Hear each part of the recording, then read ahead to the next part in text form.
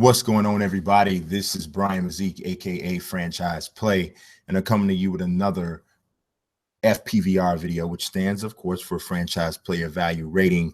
We are looking at the top 15 Brooklyn Nets, New Jersey Nets, New York Nets, New Jersey Americans, which is basically all of the names of the teams under that were under the same organization as the current Brooklyn Nets. So just to give you a quick little, I guess if you want to call it a history lesson about the Brooklyn Nets franchise. So what, these are the years I was taking into consideration. Started off with 67, 68, went in the ABA when they were the New Jersey Americans, and then they were the New York Nets from 68, 69 to 76, 77 when the franchise came over, 75, 76. They were in the ABA. They came over to the NBA in 76, 77, still as the New York Nets. And then they moved to New Jersey the following year in 77, 78. And they stayed there until, for a very long time, until the 2012-13 season when they became the Brooklyn Nets and started playing at the Barclays Center, which is where they play right now. So all of those years were taken into consideration when we did this, when we did the FPVR. I think I had mentioned doing another team before I did the Brooklyn Nets, but to be honest, I'd forgotten about the Brooklyn Nets because the first time I did the FPVR, which was back in 2010, as you can see here, they were still in New Jersey. So if I was going in alphabetical order, I really wasn't going to get to them because I'd already, the N, B, you kind of see what I'm saying. So at any rate, let's look at this. Number one, without a question, man, people don't realize how good Dr. J was, man. I mean, when you hear people talking about the best small forward in history or the best players in history, you don't hear them talking about Dr. J. And wow, was he good. Look at this. As a New Jersey Net or as a Net, 28 points, about 11 rebounds, 5 assists, 2 steals, 2 blocks. He spent, and look, he did this in 3 seasons. You understand me? 3 seasons. He went to the playoffs 3 years, the conference finals 3 years. 2 years. Went to the ABA finals 2 years and won 2 rings and won 3 MVPs. Went to 3 All-Star games, 2 All-Defensive first teams, 3 All-NBA, was all ABA first teams. Twice he was the finals MVP. I mean, you'd be hard-pressed to find anybody with a more impressive 3-year streak than what the doctor put on. And I mean, it's really like, oh my God, like just absolutely insane. This is from 74. So the 73, 74, 74, 75, 75, 76 season. This is what Dr. J did. And it's pretty amazing. Just really pretty amazing. Number 2 is Jason Kidd. He spent a good amount of time. He spent 7 seasons with the New Jersey Nets, 14.6 points a game, 7.2 rebounds, 9.1 assists, 1.9 steals. Went to the playoffs 6 of those seasons, went to 2 conference finals, 2 NBA finals. You remember they went to back-to-back finals, lost them both. He was an all-star 5 times during that time. He was all-defensive first team twice, and all defensive second team 4 times. He was all NBA first team twice.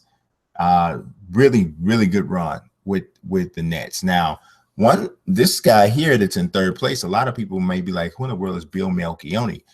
Well, Bill Melchione started his career off in the NBA, ended up coming to the ABA after sitting out an entire season, and that's where he really found himself. He was a part of the ABA, of the Nets championship teams. I believe it was in 72 and 76. Or was it 74 and 76? I think it was 74 and 76. So, I mean, he really, really, really found himself there. He was only 6'1", about 165 pounds, but he was absolutely a floor general. Not, excuse me, spectacular, but very much a solid player, an all-NBA first, all-ABA first team selection. Number 4 was Buck Williams. Buck Williams is probably one of the more underrated Nets that you'll find, and that's because he did all his damage when the Nets were a really bad team. During his tenure, the New Jersey was really bad, but he was really good during those times. He went to an all-star game, 16.4 points, 12 boards, solid on defense, just a really solid player. A lot of people probably know him better for being with Portland because they went to the NBA Finals twice, lost both times, but he was actually an older player then and not anywhere near his prime. Billy Paultz, aka the Whopper, is in fifth place with averaging very much a solid double-double. 7 foot, big, strong center, who definitely was one of the better centers in the ABA. And you'll notice a lot of the players here for the Nets, it's almost about an even split between the ABA and the NBA.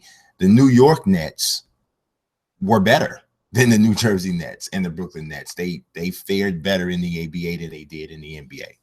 Brian Taylor, people are probably like, who in the world is Brian Taylor? But Brian Taylor had a decent run, and he was a part of championship teams and playoff teams for the Nets in the 1970s.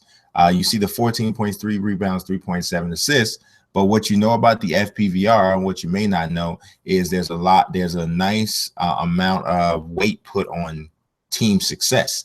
And he was a part of some really good teams. 2 championship winning teams, 2 finals teams, 2 conference final teams, 4 playoff teams. He was there.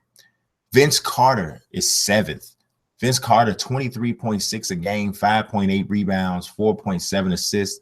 I do believe that Vince Carter has the second highest points per game average of any player in Nets history, I believe. Let me make sure of this here.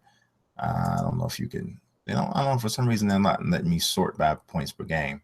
But yeah, I don't think anybody has a higher points per game average than him.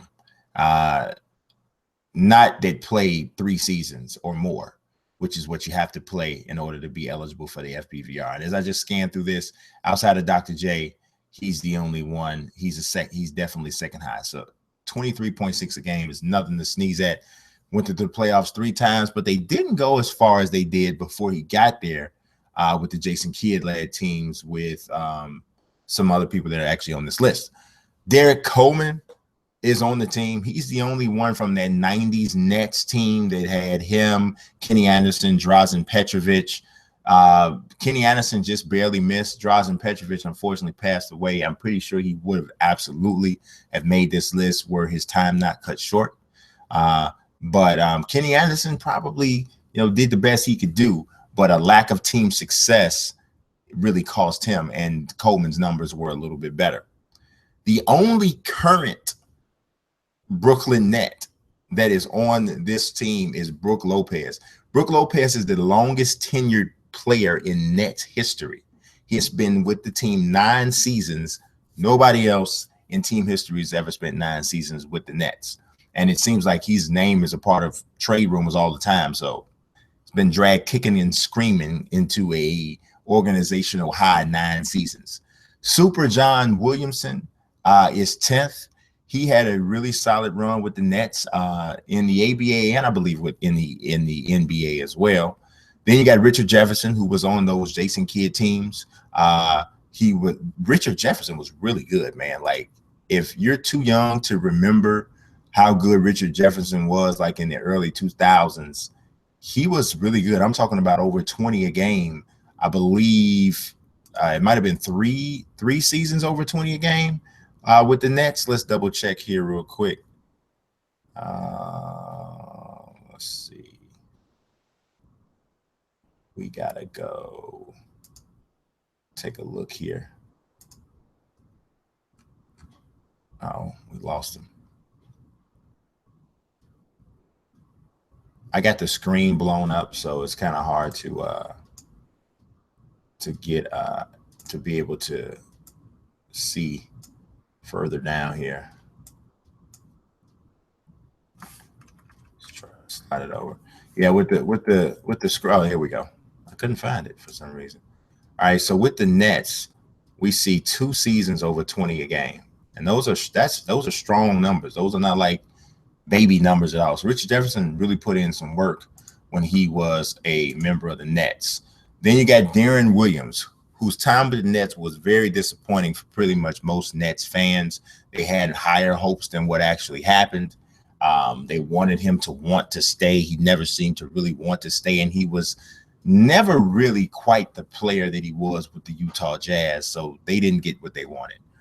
Then you have Kenyon Martin, who did make the team, and he made the team. He had good numbers, obviously, and the one All-Star appearance definitely helped him out quite a bit. Without that All-Star appearance, he wouldn't have been on the team.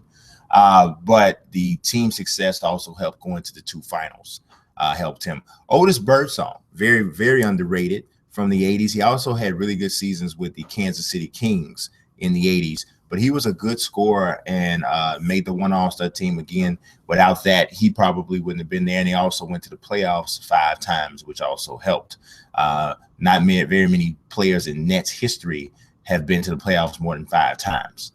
In the 15th spot, there's Kerry Kittles, who absolutely benefited from being on those really good teams in the early 2000s with Jason Kidd.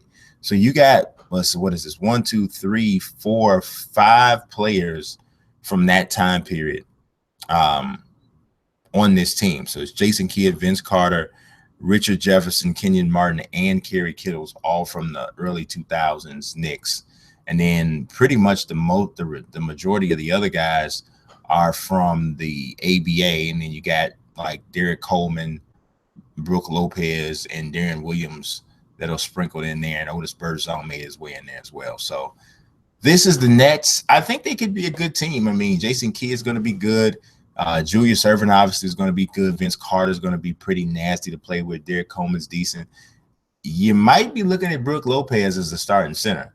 So starting 5 for this team on the NBA 2K, which is, you know, if you didn't know that by now, I convert all of these over to an all-time roster in the NBA 2K, and this is basically going to be the all-time Nets. So starting 5 is going to be Jason Kidd, Vince Carter, Dr. J. Probably it'll be the Buck Williams or Derek Coleman, and then Brooke Lopez in the middle. Now, if we could go with Buck Williams at the 4 and put Derek Coleman at the 5, could do that, and then come off the bench with Lopez, Kenyon Martin, Richard Jefferson, Darren Williams. You know, not bad at all. Super John. So we'll see what we can do with the Nets. Maybe I can beat Junior with these guys. I think he's going to play with whoever that team was that I just got beat with last game. I can't remember. We got killed. But he may play with that team against these Brooklyn Nets. So we'll see what happens. Got to wait another week for the Miami Heat on the 2K broadcast. Let's see. Next up is going to be the Cleveland Cavaliers in terms of doing the top 15 FPVR. I do hope you guys are enjoying this. If you are, share it. If you already have subscribed, please click that notification button so you can be notified when a new video drops. Also, don't forget to like the video as well. As always, I appreciate your time. I appreciate you watching. God bless. Peace.